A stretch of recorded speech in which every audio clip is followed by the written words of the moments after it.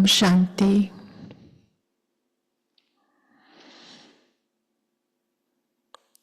आज के महावाक्य में बाबा के गीत बजे हैं। मरना तेरी गली में, जीना तेरी गली में। बाबा कहते हैं कि बनाने वालों ने बनाया है और गीत गाने वालों ने गाते ही है, लेकिन अर्थ कोई भी नहीं जानता। जैसे वेद शास्त्र पढ़ते हैं लेकिन उसके मीनिंग नहीं जानते हैं, तो वैसे गीत भी गाते हैं पर अर्थ नहीं जानते हैं। तो इसका अर्थ बाबा ने बच्चों को आकर समझाया है। दूसरा बाबा ने कहा कि बाप ने तुम बच्चों को ज्ञान का तीसरा नेत्र दिया है, तो उस तीसरे नेत्र से तुमको स्वयं को देखना है और बाप को देखना है। तो जिन बच्चों का बुद्धियोग एक बाप से होगा, जो योग युक्त होंगे, वही ये तीसरे नेत्र का उपयोग कर सकते हैं। तो सुनते हैं आज बाबा के महावाक्य। मीठे बच्चे, तुम अशरीरी बन जब बाप को याद करते हो तो तुम्हारे लिए दुनिया ही खत्म हो जाती है। देह और दुनिया भूली हुई है। प्रश्न: बाप द्वारा सभी बच्चों को ज्ञान का तीसरा नेत्र क्यों मिला है? उत्तर: अपने को आत्मा समझ बाप जो है जैसा है उसे रूप में याद करने के लिए तीसरा नेत्र मिला है। परंतु ये तीसरा नेत्र काम तब करता है जब पूरा योग युक्त रहे, अर्थात एक बाप से सच्ची प्रीत हो, किसी के नाम रूप में लटके हुए ना हो। माया प्रीत रखने में ही विघ्न डालती है। इसीलिए बच्चे धोखा खाते हैं। माया प्रीत रखने में ही विघ्न डालती है, इसी में बच्चे धोखा खाते हैं। गीत है, मरना तेरी गली में, जीना तेरी गली में। ओम शांति।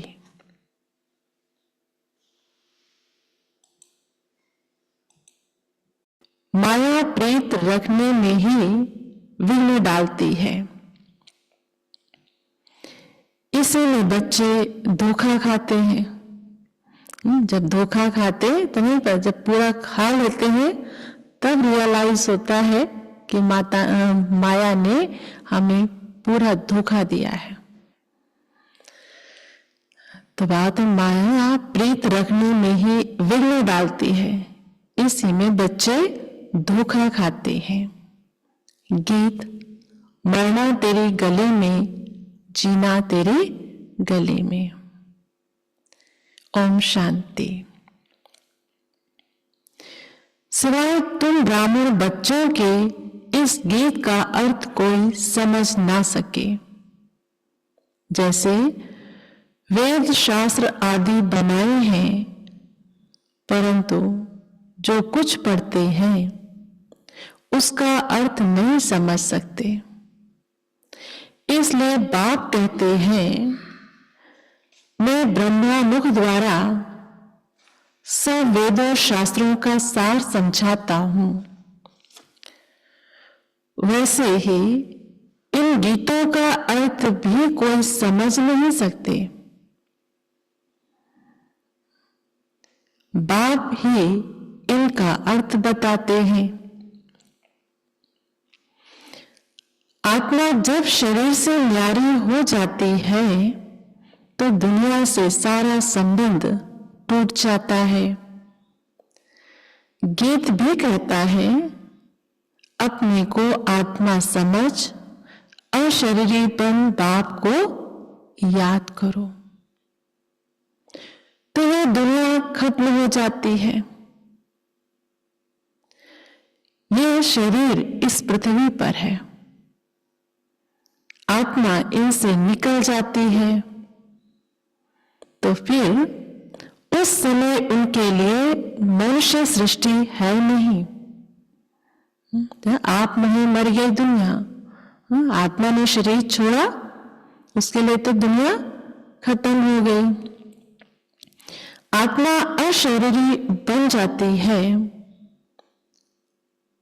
फिर जब शरीर में आती है तो पाठ शुरू होता है। फिर एक शरीर छोड़ दूसरे में जाकर प्रवेश करती है। वापस महातत्व में नहीं जाना है।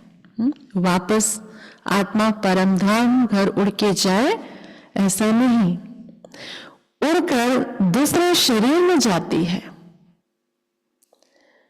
यहां इस आकाश तत्व में ही उनको पांव बचाना है। मूल वतन में नहीं जाना है। जब शरीर छोड़ते हैं तो ना यह कर्म बंधन, ना वह कर्म बंधन रहता है। आत्मा जब शरीर छोड़ते हैं तो ना ये कर्म बंधन, ना वह कर्म बंधन रहता है। मतलब अब देह में है तो वर्तमान में जो भी हमारे संबंध है, कुछ तकलीफ हो तो खींचता है ना। अब मैं पास्ट के कोई कर्म ऐसे खींचेंगे। शरीर से मुक्त हुए तो शरीर के संबंध कर्म सबके बंधन से मुक्त होते हैं। फिर जब शरीर में आती है तो उसको बंधन खींचता है।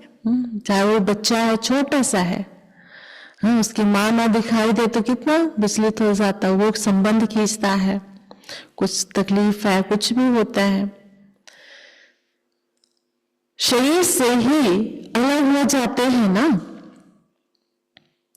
फिर दूसरा शरीर लेते तो वह कर्म बंधन शुरू होता है।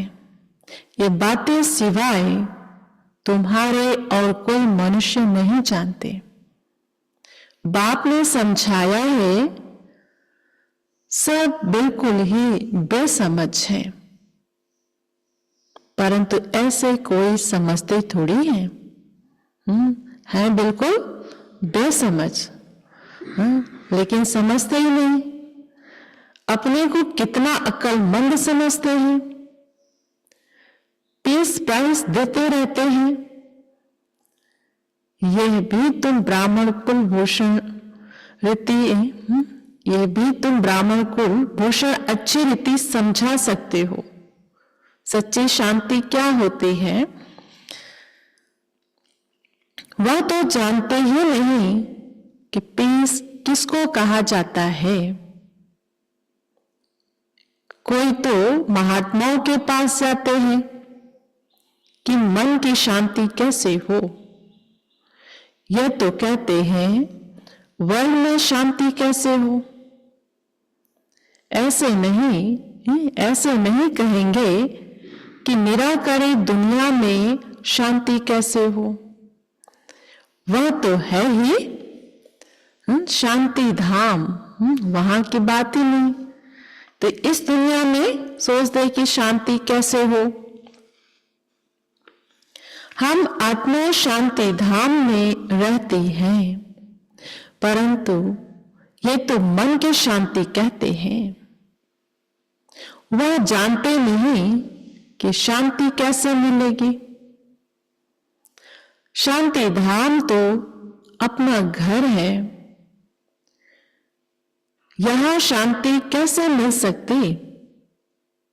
हाँ, सत्युग में सुख शांति संपत्ति सब है, जिसकी स्थापना बाप करते हैं। यहां तो कितनी अशांति है। यह सब अब तुम बच्चे ही समझते हो। सुख शांति संपत्ति भारत में ही थी। वह वर्षा था बाप का, और दुख अशांति कंगालपना यह वर्षा है रावण का। ये सब बातें बेहद का बाप बच्चों को समझाते हैं। बाप परम धाम में रहने वाला नॉलेजफुल है, जो सुखधाम का हमको वर्षा देते हैं। वह हम आत्माओं को समझा रहे हैं। ये तो जानते हो, नॉलेज होती है आत्मा में, उनको ही ज्ञान का सागर कहा जाता है। वह ज्ञान का सागर इस शरीर द्वारा वर्ल्ड की हिस्ट्री ज्योग्राफी समझाते हैं। वर्ल्ड की आयु तो होनी चाहिए ना। कोई भी होता है, ड्रामा है, नाटक है, एक मकान बनता है, कोई पौधा तैयार होता है, कोई प्राणी होता है, उसके तो एक आयु बताई जाएगी ना, ये इतने समय की इसका ड्यूरेशन ये है, इसकी इतनी एज है। तो ऐसे बाबा कहते हैं वर्ल्ड की भी आयु तो होनी चाहिए ना। वर्ल्ड तो है ही, सिर्फ नई और पुरानी दुनिया कहा जाता है। धरती तो यही रहेगी, लेकिन यही नया बन जाता, फिर पुराना, फिर नया। यह भी मनुष्यों को पता नहीं, न्यू वर्ल्ड से ओल्ड वर्ल्ड होने में कितना समय लगता है।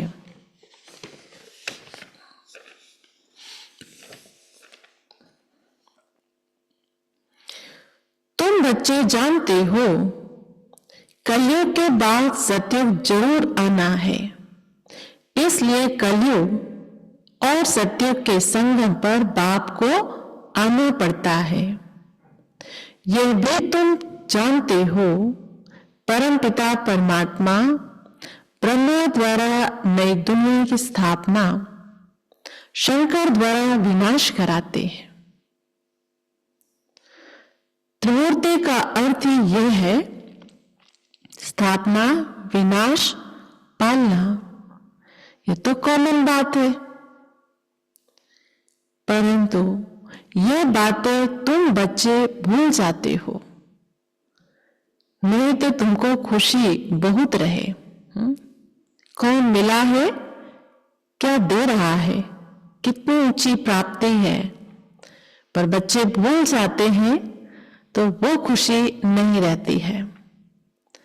तो बाबा कहते नहीं तो तुमको खुशी बहुत रहे, निरंतर याद रहनी चाहिए।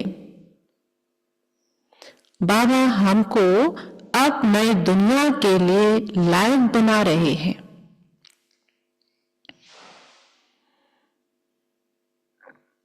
तुम भारतवासी ही लायक बनते हो और कोई नहीं। हाँ, जो और धर्मों में कन्वर्ट हो गए हैं वह आ सकते हैं, फिर इसमें कन्वर्ट हो जाएंगे जैसे उसमें हुए थे। ये सारी नॉलेज तुम्हारी बुद्धि में है, मनुष्यों को समझाना है। यह पुरानी दुनिया अब बदलती है, विनाश नहीं, पर जो पुराना है ये नया बन रहा है। महाभारत लड़ाई भी जरूर लगनी है। इस समय ही बाबा आकर राजयोग सिखलाते हैं। जो राजयोग सीखते हैं वह नई दुनिया में चले जाएंगे। तुम सबको समझा सकते हो कि ऊंच से ऊंच है भगवान, फिर ब्रह्मा विष्णु शंकर, फिर आओ यहां मुख्य है जगत अम्बा, जगत पिता। बाप आते भी यहाँ है ब्रह्मा के तन में। प्रजापिता ब्रह्मा तो यहाँ है ना, ब्रह्मा द्वारा स्थापना सूक्ष्म तन में तो नहीं होगी ना, साकार सृष्टि में होगी, यहां ही होती है कि व्यक्त से अव्यक्त बन जाते हैं। यह राजयोग सीख फिर विष्णु के 2 रूप बनते हैं। वर्ल्ड की हिस्ट्री ज्योग्राफी समझनी चाहिए ना, मनुष्य ही समझेंगे। वर्ल्ड का मालिक ही वर्ल्ड की हिस्ट्री ज्योग्राफी समझा सकते हैं। वह नॉलेजफुल पुनर्जन्म रहित है कि नॉलेज किसकी बुद्धि में नहीं है। फिर बाबा कहते परखने की भी बुद्धि चाहिए ना। इस सेवा के क्षेत्र में उतरते हैं तो बाबा कहते परखने की भी बुद्धि चाहिए ना। कुछ बुद्धि में बैठता है या ऐसे ही है, नफ्स देखनी चाहिए। एक अजमल खान नामी ग्रामी वैद होकर गया है पाकिस्तान से, तो वहां दिल्ली में फिर हुआ है ना, उसका नाम भी है अजमल खान रोज, उन्हीं के नाम पे। एक अजमल खान नामी ग्रामी वैद होकर गया है। कहते हैं देखने से ही उनको बीमारी का पता पड़ जाता था। सामने गया तो व्यक्ति बीमारी को पकड़ लेते थे। अब तुम बच्चों को भी समझना चाहिए कि ये लायक है या नहीं। ऐसे नहीं कि नहीं सबको चलना ही है, पता है और ही विघ्न रूप है और ही ढोना नहीं। ऐसा नहीं कि भाई सीधा मना कर रहे हो, लेकिन बाबा कहते इतना टाइम भी मत लगाओ।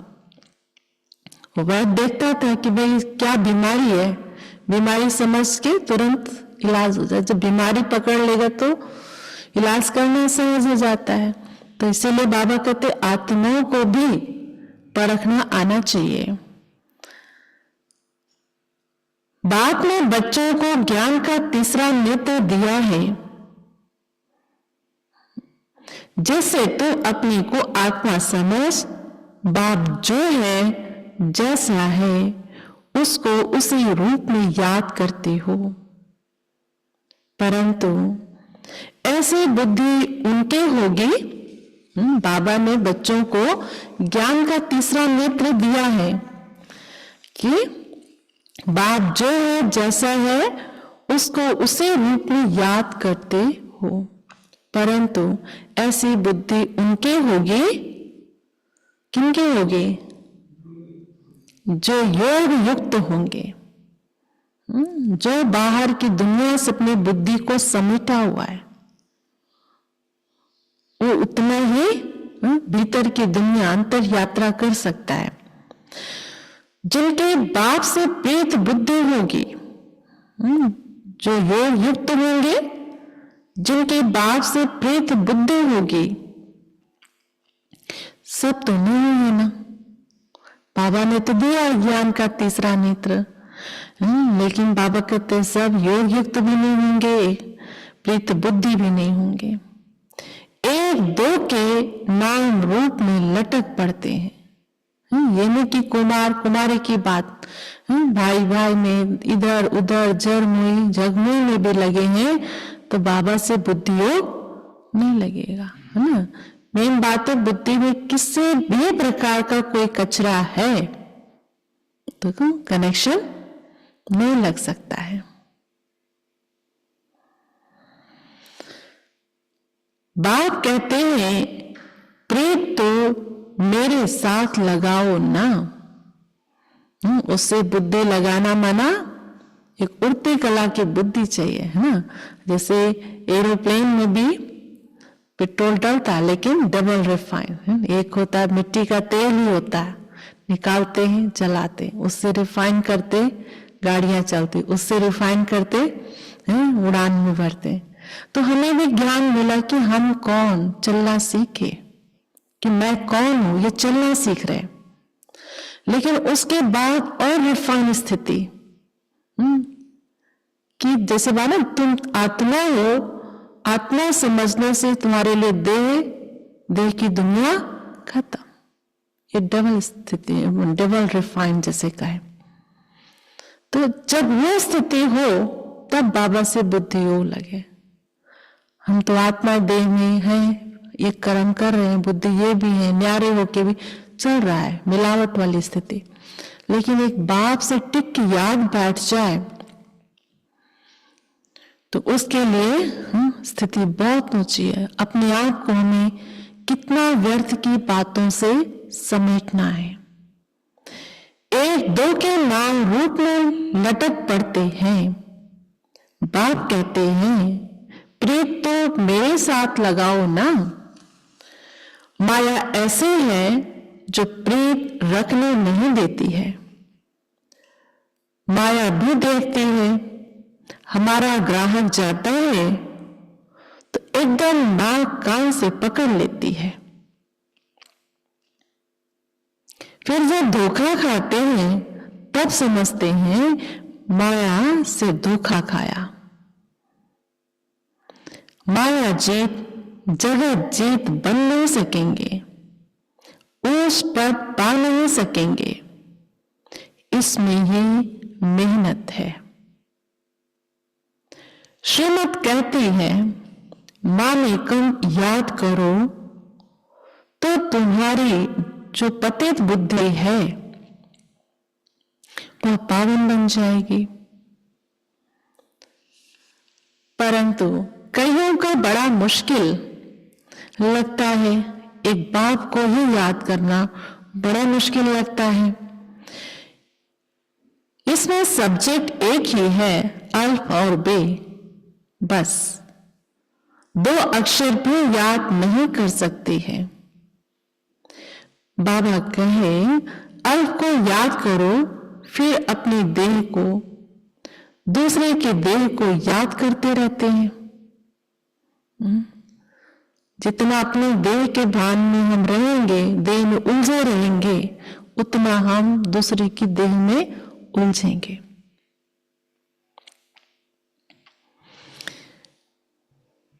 बाबा कहते हैं देह को देखते हुए तुम मुझे याद करो, क्योंकि तीसरा नेत्र दिया है ना, ये आंखें ये दुनिया देख रही है, लेकिन बाबा ने हमको तीसरा नेत्र दिया है।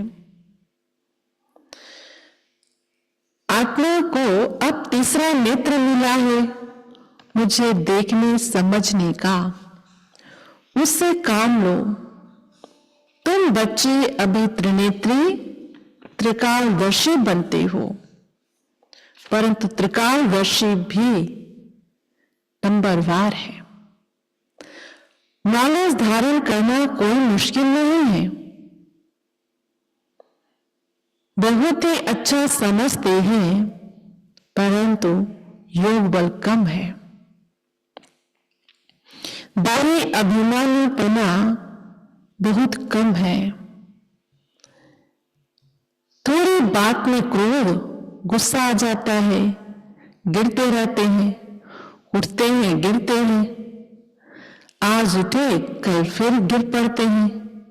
कमजोर तो पड़ेंगे ना, बार बार गिरते ही रहेंगे, उठते तो जरूर हैं लेकिन गिरते ही रहते हैं, तो कमजोर तो पड़ेंगे ही।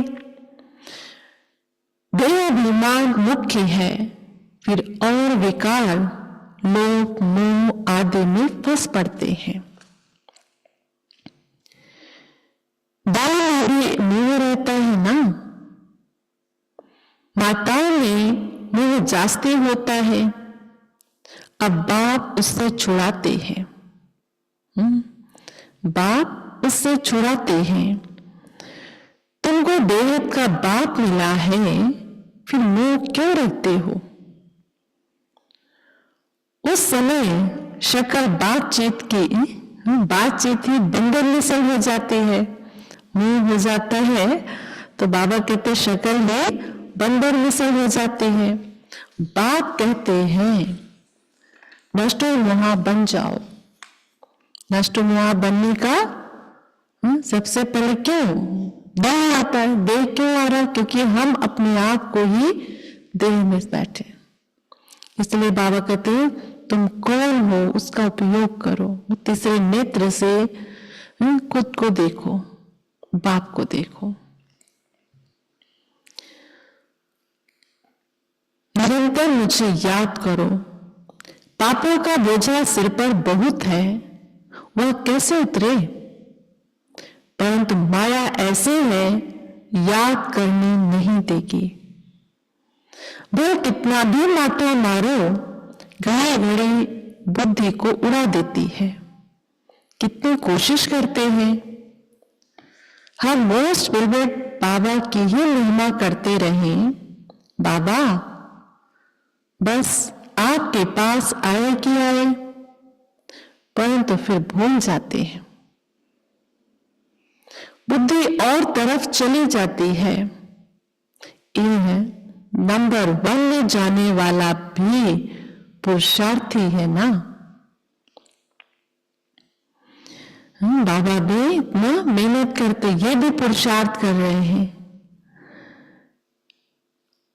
बच्चों की बुद्धि में ये याद रहना चाहिए, इन बच्चों की बुद्धि में ये याद रहना चाहिए कि हम गॉड फादरली स्टूडेंट हैं।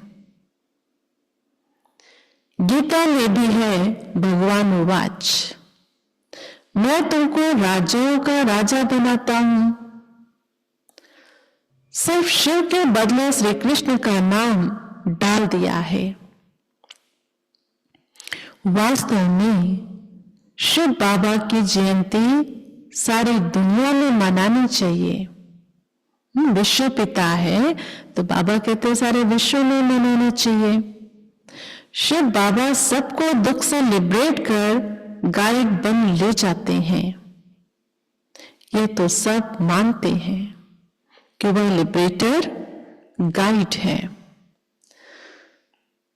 सबका पति पावन बाप है, सबको शांति धाम सुख धाम में ले जाने वाला है।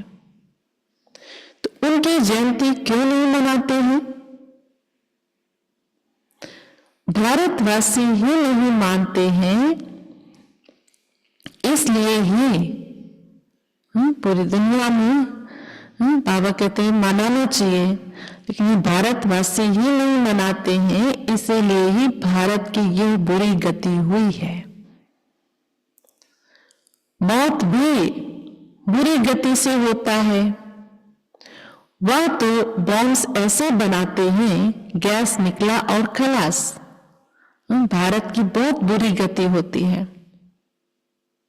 जैसे क्लोरोफॉर्म लग जाता है, यह भी उन्हों को बनाने ही है। गैस ऐसे जहरीली गैस निकलेगी और खत्म हो जाएंगे। बाबा कहते ये तो उन्हों को बनाना ही है, बंद होना इम्पॉसिबल है। पता है कि इससे विनाश हो रहा है, इतना सब कुछ नुकसान होगा, पर बाबा कहते ये बंद नहीं कर सकते हैं। जो कल पहले हुआ था सो अब रिपीट होगा। इन मुस्लिमों और नेचुरल कैलेमिटी से पुरानी दुनिया का विनाश हुआ था। एटॉमिक एनर्जी से, प्राकृतिक आपदाओं से दुनिया का विनाश हुआ था, अब फिर होगा। सो अभी भी होगा, हुआ था और अभी भी होगा। विनाश का समय जब होगा तो ड्रामा प्लान अनुसार एक्ट में आ ही जाएंगे। ड्रामा विनाश जरूर कराएगा। रक्त की नदियां यहां बहेंगी। सिविल वार में एक दो को मार डालते हैं ना। तुम्हारे में भी थोड़े जानते हैं कि दुनिया बदल रही है। तुम्हारे में भी बच्चे हैं, कहते भी हैं शिव बाबा आए सृष्टि परिवर्तन करने के लिए, लेकिन खुद को जागृति नहीं है। इसलिए बाबा कहते तुम्हारे में भी थोड़े जानते हैं कि यह दुनिया बदल रही है। अब हम जाते हैं सुख धाम, तो सदैव ज्ञान के अतुल्य सुख में रहना चाहिए। जितना याद में रहेंगे उतना सुख बढ़ता जाएगा, आत्मा अंदर आनंदित होती जाएगी। क्योंकि जितना बाबा को याद किया विकर्म विनाश होते गए, आत्मा हल्की होती गई, आत्मा अपने वास्तविक स्वरूप में आती जाएगी ना। आत्मा का वास्तविक गुण जो है वो क्या है? ज्ञान, पवित्रता, सुख, शांति, प्रेम, आनंद और शक्ति उस मूल स्वरूप में आती जाएगी। चीजें देह से नष्ट मोहा होते जाएंगे। बाप सिर्फ कहते हैं अल्फ को याद करो तो बेबादशाही तुम्हारी है। सेकंड में बादशाही, बादशाह को बच्चा हुआ तो वो बच्चा बादशाह बना ना। तो बाप कहते हैं मुझे याद करते रहो और चक्र को याद करो तो चक्रवर्ती महाराजा बनेंगे। इसलिए गाया जाता है सेकंड में जीवन मुक्ति, सेकंड में बिगर टू प्रिंस। कितना अच्छा है। तो श्रीमत पर अच्छी रीति चलना चाहिए। कदम कदम पर राय लेनी होती है। बाप समझाते हैं मीठे बच्चे, ट्रस्टी बनकर रहो तो ममत्व मिट जाए। ये प्रभु की अमानत है। तो प्रभु की अमानत है। बच्चों की जैसे बाबा ने एग्जाम्पल दिया, माताएं हैं, बच्चों में मोह जाता है। मोह क्यों जाता है? मेरे है। शब्दों में कहते हैं किसके हैं? भगवान के हैं। भगवान ने उनकी सेवा के लिए रखा है, लेकिन भीतर से आए तो किसके हैं? भगवान के। जैसे कोई हमारे इस दुनिया का एक बहुत प्रिय मित्र हो, अपना एक बच्चा एक दिन के लिए हमारे पास रखे, कैसे केयर करेंगे? अच्छे से अच्छे उस बच्चे की केयर करेंगे, इग्नोर नहीं करेंगे उनका, ये बहुत अच्छे से अच्छे करेंगे क्योंकि बुद्धि उनका है अच्छे से। तो ये घर में जो बच्चे हैं ये भी किसके हैं? भगवान ने इस घर में रखा है, उनके बच्चे हैं, तो मुझे इनके अच्छे से केयर करनी है, इग्नोर भी नहीं करना है, लापरवाही भी नहीं उसमें करनी है, अच्छे से अच्छे। और उतने ही क्या होगा? जैसे न्यारे भी हैं तो प्यारे भी रहेंगे। तो बाबा कहते हैं सिर्फ ट्रस्टी बनकर रहो तो ममत्व मिट जाए, परंतु ट्रस्टी बनना मासी का घर नहीं है। ये खुद ट्रस्टी बने हैं, बच्चों को भी ट्रस्टी बनाते हैं। ये कुछ भी लेते हैं क्या? कहते हैं तुम ट्रस्टी हो, संभालो। ट्रस्टी बने तो फिर ममत्व मिट जाता है। जब ट्रस्टीपन का भान आता है ना तो बहुत अच्छे से अच्छा, क्योंकि उसका है अच्छा करने के भी एक लक्ष्य रहता है, और वो मतलब जितना न्यारा और उतना प्यारापन आता है, आनंद आता है उस कर्म में। नहीं तो मेरा है तो क्या है, उतनी रस्सियां जकड़ रही है, और वो चाहे कैसी भी रस्सी है, चाहे सेवाओं का भी है, चाहे लौकिक बंधन। लौकिक में हाँ मेरे लोहे की जंजीर है, तो सेवाओं में भी बाबा का है, मेरा मुझे करना, उतना ही ज्यादा हम जकड़ उठते हैं। तो बाबा तो कहते बंधन तो बंधन है, चाहे लोहे की चेन है चाहे सोने की चेन है। तो इसलिए बाबा कहते हैं ट्रस्टी उसका है बस। बच्चों को भी ट्रस्टी बनाते हैं, ये कुछ भी लेते हैं क्या? कहते हैं तुम ट्रस्टी हो, संभालो। ट्रस्टी बने तो फिर ममत्व मिट जाता है। कहते भी है ईश्वर का सब कुछ दिया हुआ है, फिर कुछ नुकसान पड़ता है या कोई मर जाता है तो बीमार हो पड़ते हैं। मिलता है तो खुशी होती है, जबकि कहते हो ईश्वर का दिया हुआ है, तो फिर मरने पर रोने की क्या दरकार है। परंतु माया कम नहीं है, मासी का घर थोड़ी है। इस समय बाप कहते हैं, तुमने हमको बुलाया है कि इस पतित दुनिया में हम नहीं रहना चाहते हैं, हमको पावन दुनिया में ले चलो, साथ ले चलो, परंतु इसका अर्थ भी समझते नहीं। पतित पावन आएगा तो जरूर शरीर खत्म होंगे ना, तब तो आत्माओं को ले जाएंगे। तो ऐसे बाप के साथ प्रीत बुद्धि होनी चाहिए, एक से ही लव रखना है, उनको ही याद करना है। माया के तूफान तो आएंगे, कर्मेंद्रियों से कोई विकर्म नहीं करना चाहिए, वह बेकायदे हो जाता है। बाप कहते हैं, मैं आकर इस शरीर का आधार लेता हूं, ये इनका शरीर है ना, तुमको याद बाप को करना है। तुम जानते हो ब्रह्मा भी बाबा, शिव भी बाबा है। विष्णु और शंकर को बाबा नहीं कहेंगे, शिव है निराकार बाप, प्रजापिता, ब्रह्म है साकारी बाप।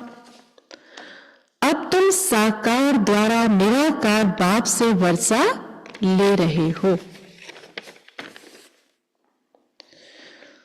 दादा इनमें प्रवेश करते हैं, तब कहते हैं दादे का वर्षा बाप द्वारा हम लेते हैं। दादा ग्रैंडफादर है निराकार, बाप है साकार। ये वंडरफुल नई बातें हैं ना, त्रिमूर्ति दिखाते हैं परंतु समझते नहीं। शिव को उड़ा दिया है, बाप कितनी अच्छी अच्छी बातें समझाते हैं, तो खुशी रहनी चाहिए। हम स्टूडेंट हैं, बाबा हमारा बाप, टीचर, सदगुरु है। अभी तुम वर्ल्ड के हिस्ट्री ज्योग्राफी बेहद के बाप से सुन रहे हो, फिर औरों को सुनाते हो। ये 5000 वर्ष का चक्र है। कॉलेज के बच्चों को वर्ल्ड के हिस्ट्री ज्योग्राफी समझानी चाहिए। 84 जन्मों की सीढ़ी क्या है, भारत की चढ़ती कला और उतरती कला कैसे होती है, यह समझाना है। सेकंड में भारत स्वर्ग बन जाता है, सेकंड में भारत स्वर्ग बन जाता है, फिर 84 जन्मों में भारत नर्क बनता है। यह तो बहुत ही सहज समझने की बात है। भारत गोल्डन एज से आयरन एज में कैसे आया है, यह तो भारतवासियों को समझाना चाहिए, टीचर्स को भी समझाना चाहिए। कॉलेजेस में बाबा कहते जाके समझाओ। वह है जिस्मानी नॉलेज, ये है रूहानी नॉलेज। वह मनुष्य देते हैं, ये गॉड फादर देते हैं। वह है मनुष्य सृष्टि का बीज रूप, तो उनके पास मनुष्य सृष्टि का ही नॉलेज होगा ना। अच्छा, मीठे मीठे सिक्के लदे बच्चों प्रति माता पिता बाप दादा का याद प्यार और गुड मॉर्निंग। रूहानी बाप की रूहानी बच्चों को नमस्ते। हम रूहानी बच्चों के रूहानी बाप दादा को नमस्ते नमस्ते नमस्ते। शुक्रिया बाबा। धारणा के लिए मुख्य सार।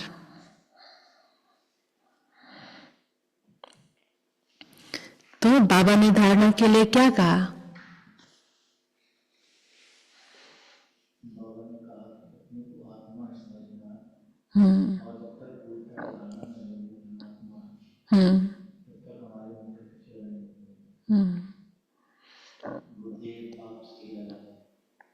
बुद्धि एक बाप से ही लगानी है। किस तरह से सतयुग से हम लोग गिरते आए 84 में चढ़ने के लिए जिस दिन निश्चय बुद्धि हो जाते हैं उसी दिन चढ़ने और सतयुग और कलयुग का भी हो गया तुलना की। और सुख लोग बाबा ने कहा हम लोग शांति ढूंढते हैं कि उन्हें पता ही नहीं है कि हम कहाँ के निवासी हैं, शांति यहाँ के निवासी हैं और शांति यहाँ ढूंढ रहे हैं। शरीर में शांति ढूंढते हैं जबकि आत्मा का आत्मा का सदर में शांति है।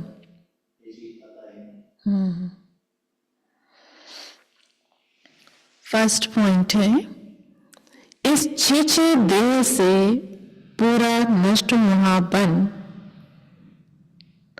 ज्ञान के अतीन्द्रिय सुख में रहना है। इस छीछे देह से पूरा नष्ट महाबन ज्ञान के अतीन्द्रिय सुख में रहना है।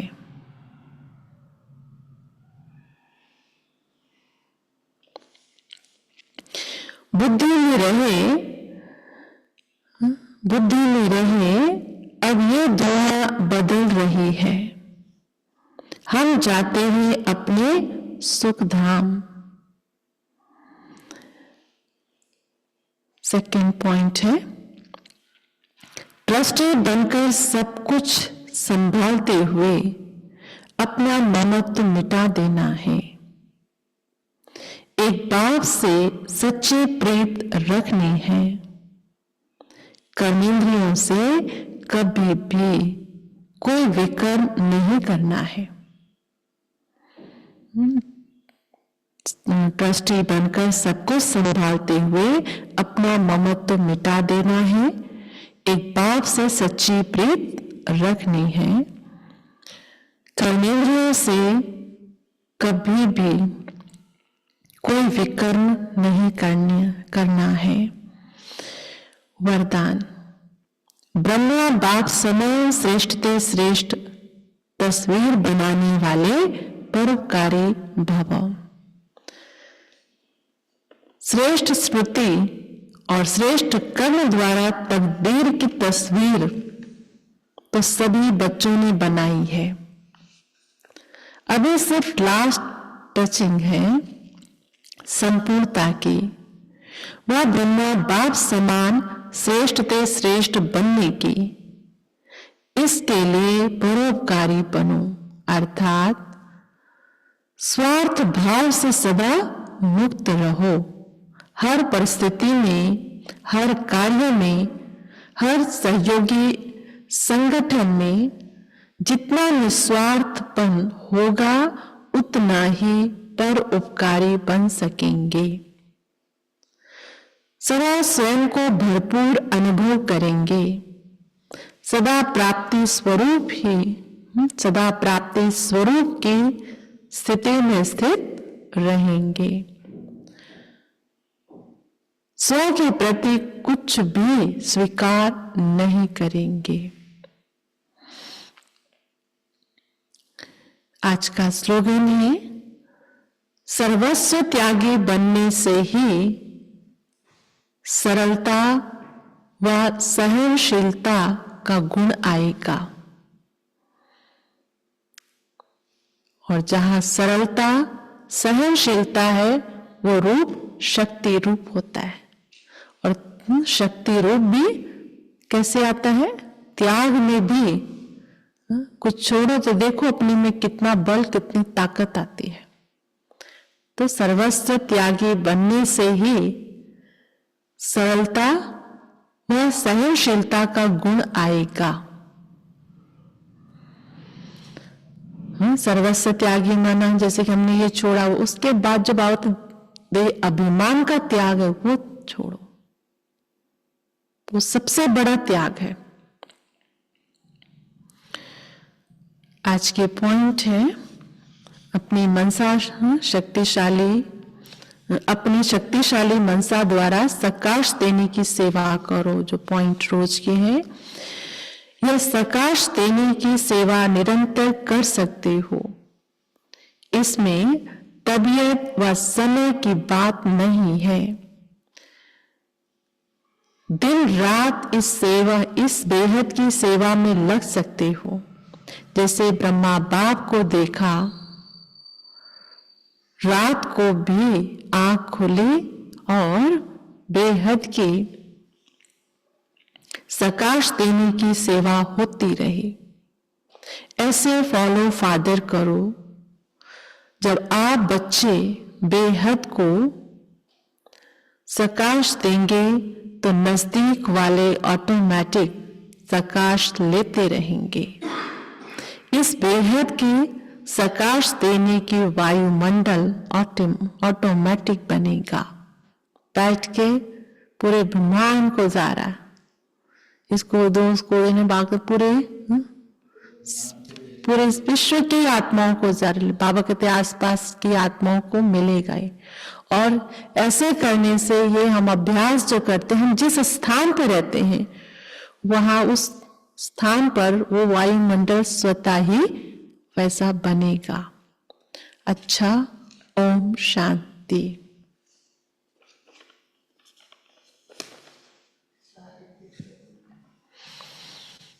एडिट करके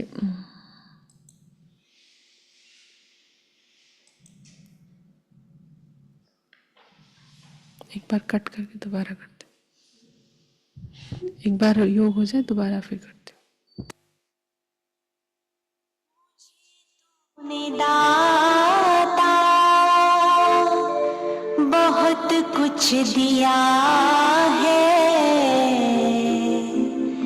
तेरा शुक्रिया है, तेरा शुक्रिया है। मुझे तूने दाता बहुत कुछ दिया है, तेरा शुक्रिया है, तेरा शुक्रिया है। मुझे तूने भगवन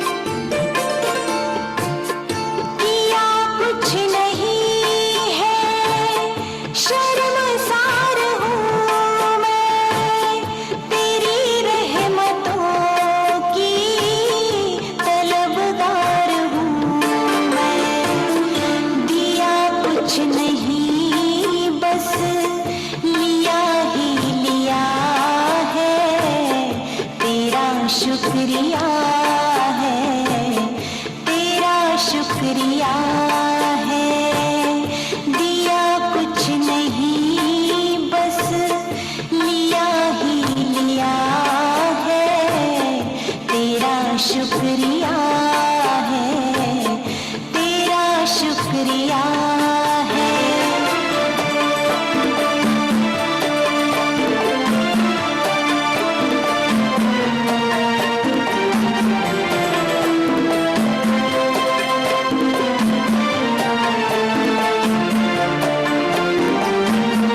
तेरी रहमतों का इशारा न होता तो दुनिया में मेरा गुजारा न होता।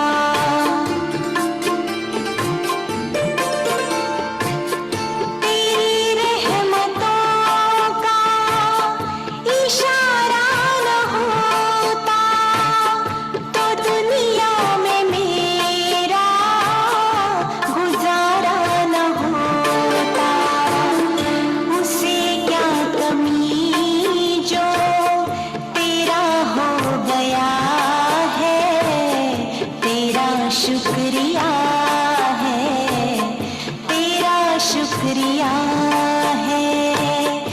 उसे क्या कमी जो तेरा हो गया है, तेरा शुक्रिया है, तेरा शुक्रिया है। मुझे तूने दाता बहुत कुछ दिया है, तेरा शुक्रिया